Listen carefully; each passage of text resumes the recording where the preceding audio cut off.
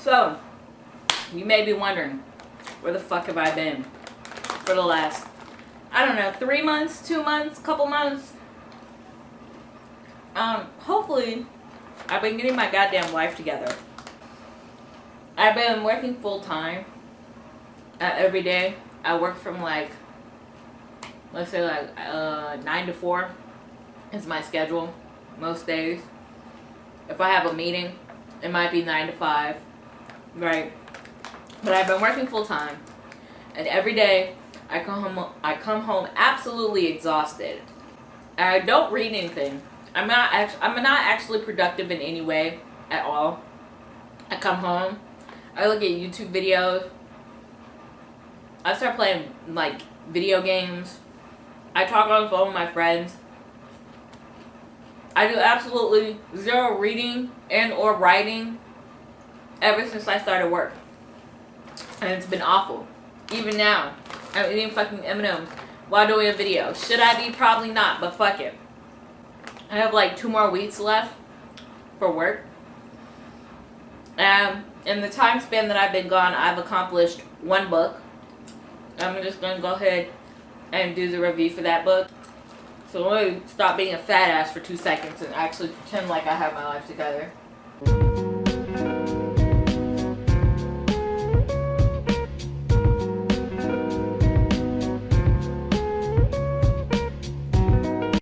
Got a blueberry candle on brand in this bitch.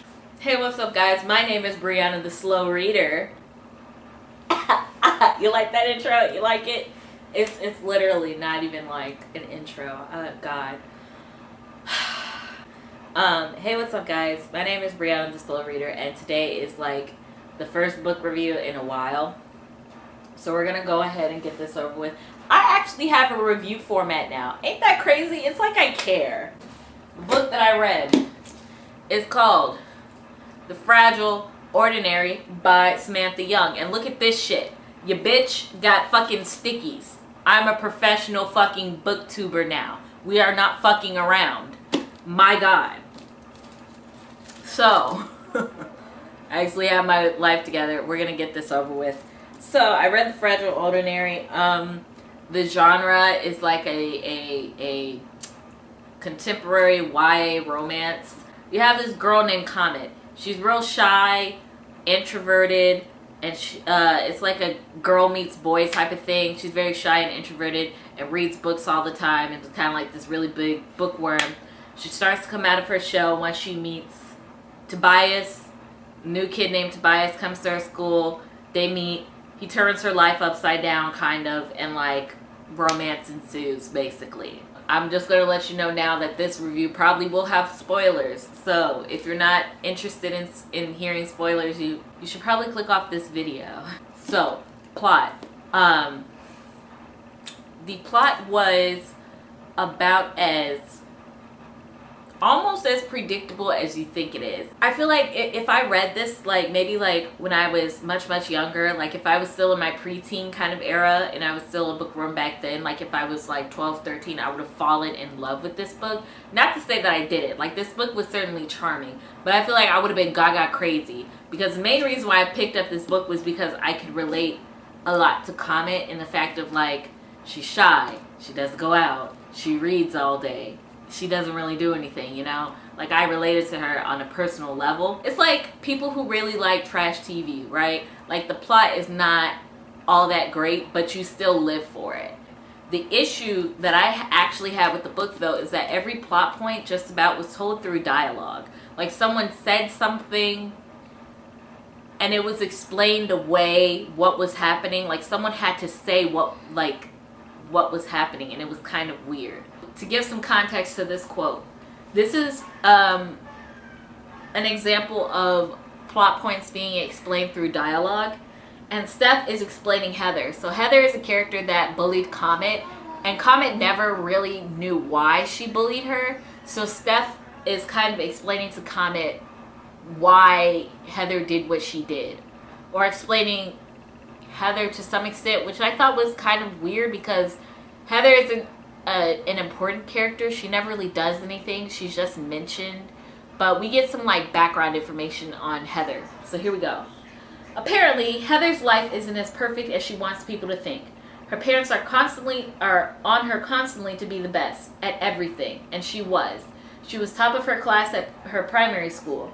Then first year hits and you, Comet, scored top marks in our English and history projects in the first term. Liza and her parents gave her such a hard time about it, and that's why she came after you. That's why she can't stand you, because you showed her up to her parents. So, Comet starts explaining in all dialogue why she's so shy in the first place, which has to do with like her middle school teacher kind of like ridiculing her, which made her like kind of like go into this shell, and it explains why she's so shy to this day. But another plot point that's explained completely through dialogue. She even accused me of cheating once, even though the girl I apparently cheated from did poorly in all subjects compared to me. But no, I was the culprit. I was terrified of her.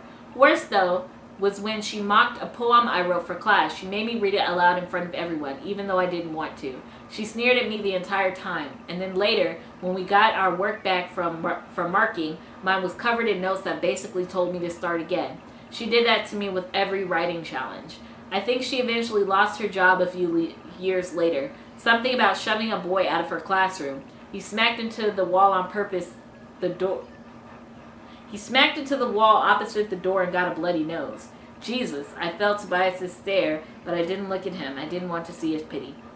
Just because Stevie's dad is in prison doesn't make him like his dad. He hates his dad for putting his family through that. And now his mom's health isn't great, and he's got his little brother, Kieran, to look out for. It's a lot. Cut him some slack. Here we go. So, this is a big spoiler. But I'm going to kind of read halfway through. I just chose you over Stevie, he said. I swear my eyebrows must have hit my hairline at this pronouncement. What? Stevie and some of the guys have been hanging around Dean more and more. Dean is a dealer, and he's part of something bigger. We're talking an adult-sized criminal gang who deal drugs and steal cars for a living. Dean deals cocaine to kids.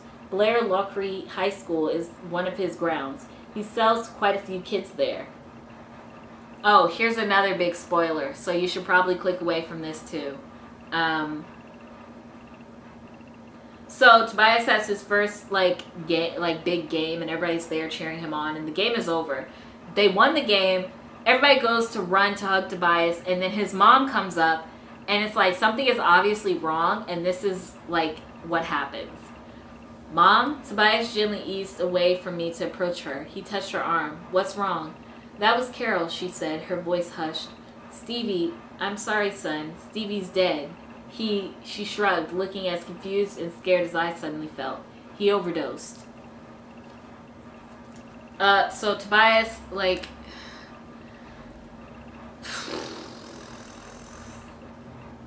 Comet decides to go to this, what is it? This coffee shop where people read poetry a lot, and she finally decides to perform her poetry for the first time ever. Tobias shows up, and then they go to talk to each other. So, you came. You were right about everything. The day you called me out, you messed me up. The idea of you thinking I didn't love you ripped me apart, and I didn't know why, because I wanted to be angry with you. You didn't do anything wrong, but I wanted to be angry with you because it was so much easier than being angry with myself. He exhaled heavily and quickly, like he couldn't get enough air. When I got home that afternoon, my mom kind of went off on one. She was worried about me, and she said we were moving back to the States. You're going back to America? He shook his head quickly. God, no. As soon as she started talking about it, planning, I freaked out. As bad as I feel, as guilty as I feel, about walking away from Stevie when he needed me, the idea of never seeing you again scares the hell out of me. Comet, I'm sorry I made you think that I blamed you. I never blamed you. You were right about me blaming myself, though. I didn't just walk away from Stevie when things got hard with him because it was what I needed to do to protect you. I did it to protect me, too. Losing my dad and learning the truth was hard enough. I didn't think I could deal with Stevie's problems, with Carol's sickness, so I walked away. Not only did I walk away, I got myself a pretty great life. A beautiful girl, a new team, great friends, and Stevie watched me get all of those things while I pretended like my friendship with him never happened. That's on me. I just didn't know how to admit that to myself, so I pretended that choosing you was where everything went wrong. I'm sorry, Comet. I told my mom I didn't want to leave, so we're staying. And that doesn't mean you have to forgive me or even ever want to be with me again. And you can even be pissed at me for making such a huge decision based off the fact that I love you, because I know you hate the whole codependency thing. But besides that, plot was like pretty good.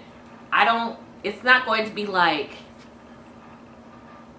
I feel like it's not going to be like the most romantic thing you've ever read. Like, it's not like the best romance book ever in my adventure to find the best romance book. It's certainly not that, but it's an interesting read enough, right? The writing I enjoyed it. I don't think there was anything about the writing that I didn't like. The writing style's pretty good. I certainly feel as though this might be more character development than writing, but some of the things that the characters say for 16-year-olds is not necessarily things that they would say. For example, Tobias gets jealous of he's jealous of one of his friends because he thinks that his friend and his crush have a thing going on, right? And he gets jealous, but later on he kind of apologizes and he admits oh yeah, I was just jealous and I don't know how to control my emotions and all this and that, and I wasn't mature enough. And it's what 16-year-old is really mature enough to realize that and also admit it? I don't know. It felt weird. I think the writing was good. There are moments where Comet has this weird sense of fashion. She has a weird fashion style. She has weird taste in fashion, and which is fine. But there's so many paragraphs where it just describes what Comet is wearing that day, and I was like, I could care less what she's wearing. Typically when I'm reading a book, when the book goes into describing what characters are wearing, I'll speed read through it. But I got to the point where it kept happening and I would just skip entire paragraphs because of it. To say I had a quirky taste in fashion was putting it mildly. I was currently wearing a white blouse with a Peter Pan collar underneath a preppy lilac cardigan, very 1950s. I matched it with a turquoise multi-layered silk petticoat and a pair of irregular choice Victorian ankle boots. They were lilac, and instead of laces, they were adorned with turquoise satin ribbons tied into large bows. I smiled, and his gaze dropped to my mouth before traveling lower. I flushed at his perusal, and even more so when he grinned and looked back out at the water. I like the way you dress. Tonight I was wearing a short flared navy skirt and white polka dot. Fuck that. No. I wasn't too crazy about the poem thing. So Comet likes poetry, which I can also relate to at this point in my life. So Comet, making sure that candle is still on. Comet likes poetry, but she likes poems that still rhyme, which in this day and age, a lot of free verse and freestyle is a lot more popular than rhyming. But at the same time, who cares? You can do what you want. So she kind of likes rhyming her poems, and she also seems to like shorter poems. And the way it's written is kind of she's this hipster sort of person because she still tries to put effort into rhyming her poems, and this makes her so special and blah, blah, blah, blah, blah. And I was like, girl, I'm over it. Okay. It felt as if she was put on a pedestal because it's oh, look, she still writes her, poetry in rhyme scheme. And she likes Shakespeare. So she's I don't know. Listen, there was a lot of potential in the book for characters to develop, and I just wasn't seeing it. For example, you have the main character, Comet. So Comet kind of goes through, how do I even begin to explain?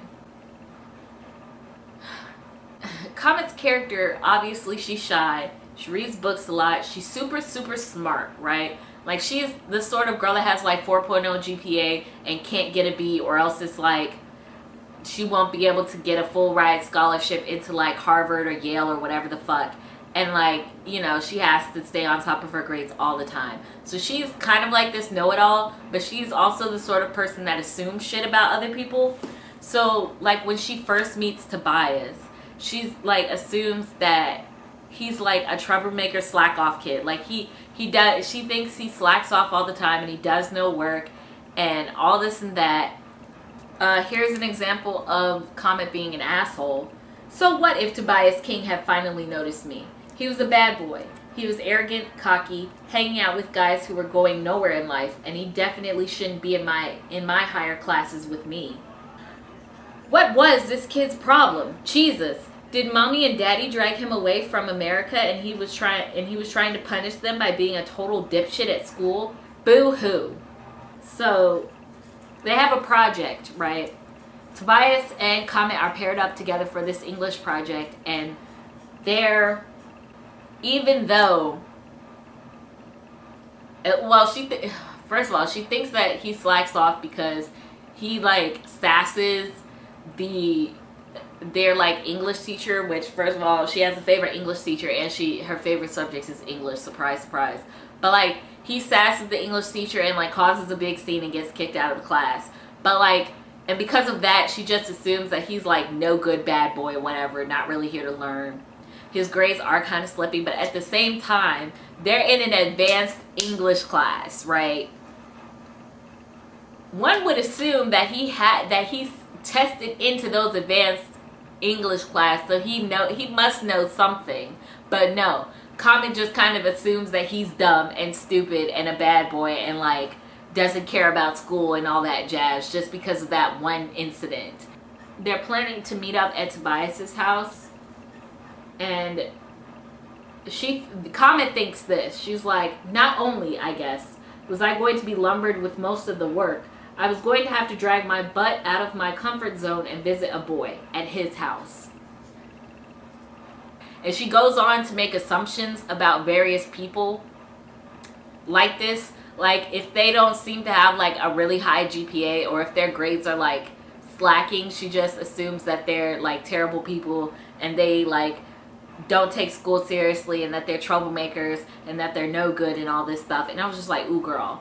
And I thought this side of her would kind of be addressed. Like it was a little bit, but she never went through a full character arc where it's like where she kind of realizes she kind of is an asshole, and like you shouldn't judge, you know, people before you get to know them. And that kind of never happened, and I wanted it to happen and it just didn't. And Steph. So Steph is like one of Comet's best friends. So Comet has two best friends. One's name is Vic. I think her real name is Victoria, but she's called like Vic or Vicky throughout the book, and she's like the black friend of their like friendship circle or whatever. Then you have Steph, and Steph is like the blue-eyed blonde-haired girl that just wants to have fun, and she like has this thing where she always wants to be the center of attention and all this, right? Steph is kind of like a shit friend, I'm not gonna lie. Like she definitely says a lot of things that hurts Comet's feelings, and there are a lot of times where like Steph goes too far and then they kind of just don't talk to each other. So I thought it would be kind of like an arc where both Comet and Steph realize that they have sides of them that make them assholes, and it just never really happens. Where like Steph is like kind of a jerk to Comet, and like the biggest example is like Comet has this really weird sense of like fashion, and like Steph like teases her for it, but sometimes she goes too far and hurts Comet's feelings to the point where both Comet and Vic are like, hey Steph, you're being an asshole. And even like people that are outside their friend group that like come to hang out with them is like, okay, you're being an asshole. But like it's never addressed, and it's just kind of like Steph will never change and Steph will be Steph, and that's just how she is. But it's just like I wanted to learn more about Steph and her backstory. Like we got to know more about Vic and what was going on with her life and her parents and all that, but we never really got to learn about Steph. And I get it because like Vic is like the closer friend of the two, but it just kind of seemed as though Steph was only there just because like you know, Vic was friends with her. Like, Comet wasn't actually that close to Steph. So it just seemed weird to have her there, especially since she never really does anything. We don't really get to know her. So I don't know. I wanted to learn about Steph, and that just didn't happen. Comet's parents. So let's talk about this. So the whole idea behind Comet, which you learn pretty early in the book, is that she's being neglected. The whole idea of her being neglected is mostly due to the mom, where the mom, how do I even describe this? The mom is jealous of Comet because she believes that the father will love Comet more than he will love her. So they kind of ignore Comet's existence. And originally I didn't believe this just because Comet came across to me as an ass. So I was like, for some reason I just believed, oh, Comet is like not telling, like I didn't think it was like she was lying, but I thought that Comet was one of the people that was like, my parents don't give me enough attention. And like Comet seems like a very self-centered sort of character. Like she's only really concerned about herself and thinks everybody else is like whatever. So when she starts saying, oh, my parents are assholes, they don't pay enough attention to me, they don't love me, they never like acknowledge my presence and all this stuff, I was just like, yeah girl, whatever, okay. But then I learned like, yeah, this is kind of true. And I think what's really fucked up is that the book, and I don't know if this is just how Comet perceives it or if the book was actually trying to give them a redemption arc, but towards the end it's addressed, Comet kind of like admits like, hey, you guys are shit parents and like haven't been taking care of me the past 17 years of my life. And they're like, you're right, but also we're not going to change. So it's very weird. The dad kind of admits that he loves his wife more than he loves Comet. And it's just like, what? What? I wanted him to absolve me of the part I wanted him to absolve me of the part I played in not being who Carrie needed me to be and not being the kind of kid my dad would choose over her. So like, it's a moment where both the mom and the dad are like, hey, we know we're pieces of shit, but we're not going to do anything to change and or do better. Which like was such a disappointment for the book because it just seems so unrealistic for someone that's supposed to be mature adults. And I think the book was trying to like explain like, hey, they're not mature, they're definitely not where they're supposed to be, right? But it just seems so unrealistic where you're trying to sell like, hey, these parents legitimately don't give a shit about their kid and they're not going to change. It just, I don't know. Like I get the concept of like, you have certain characters that go through arcs and changes and are not the same person as when they first started out. And then you have some characters that are static and never change throughout the book. But it just seems like such a shit thing to do, to be like, yeah, we have these characters that are terrible people, but they don't change. They just kind of like stay assholes. And towards the end, they decide to take a break from one another, where the mom kind of like leaves and goes traveling and spends some time away. And it just kind of like, it's like a real weird note to end on because you don't really know if they're going to try to be better parents to Comet. The dad is kind of trying, the mom like still doesn't seem to give a shit, and it's weird. And then you start to wonder if like, did the parents ever really love each other in the first place? Because the dad said, oh yeah, the whole reason why I neglected you was because I knew your mom would be jealous of you, and I would have to address that if I try. Like if he tried to love Comet, the mom would get jealous, and he knew that, and he would like, I know what, like if that happened, I would have to leave her. So instead of leaving her or addressing it or trying to do something about it, he just like neglected his kid. So like, there are a lot of questions where like, did the parents even love each other in the first place, or were they just obsessed with each other? Do they really love Comet, or is it just kind of like another temporary thing? It's real weird. It's very weird. I don't know how here for it I was in the first place. Like it was a weird, very strange concept. So that being said, we're almost done with my review. We have like 2 more categories. the next category I wanted to get into was the tropes. The first trope was the trope about sex in YA, I guess. Which, like, spoiler alert, Tobias and Comet have sex. And it's fine. There's nothing wrong with the sex, but I feel like a lot of YA books do this where they have this concept of, like, mind-blowing, like, out-of-body, like, amazing sex. And it's just like, it's not like that, right?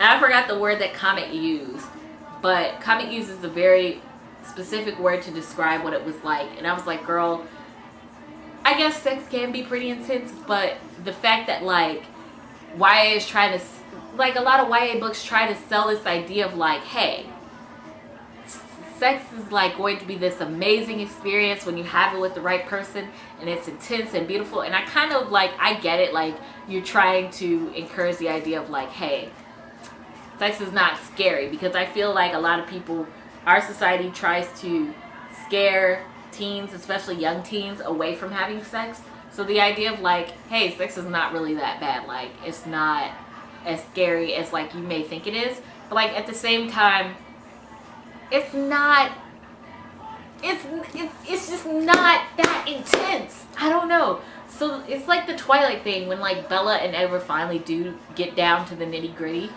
And, like, Bella, like, sparkles in the middle of it. Like, she literally just starts glowing. And it's like, it doesn't work like that. Like, I feel like it sets up the wrong expectation to where, like, you're setting people up for disappointment if it doesn't come off like that. And I'm sure that was not Samantha Young's intention.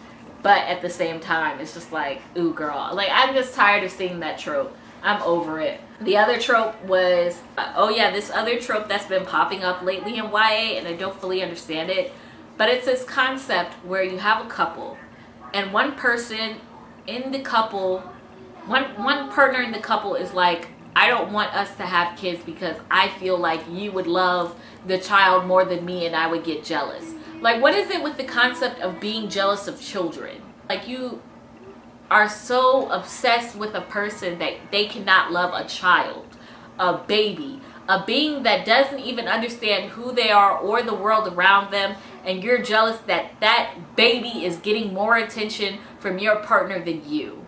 That sounds like a mental illness. Like, that doesn't sound like a concept that you should be encouraging, but for some reason it keeps coming up in YA, and I'm just like, nah. This is problematic. It sounds weird. Like, the whole idea of it is not sitting right with me, and I don't know how many other people have been talking about that, but it's real weird. You would be jealous of that child receiving more love and affection than you.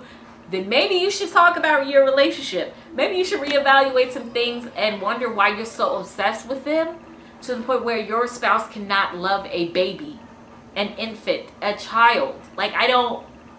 Okay. And I feel like the romance was a solid, let's say 7 out of 10. It also depends on what you're like what you're into. This was very much so girl meets boy, boy kind of like they change each other's lives for the better, and there's there's a lot of swooning over him. There's a lot of that. So, you know, I think it's worth a read. It's worth a shot. It's very much so also like one of I don't know, it's kind of like a cheesy romance. So, like, if you're not into, like, cheesy romance, then, like, maybe you shouldn't look at it. But I think it's worth a try, you know?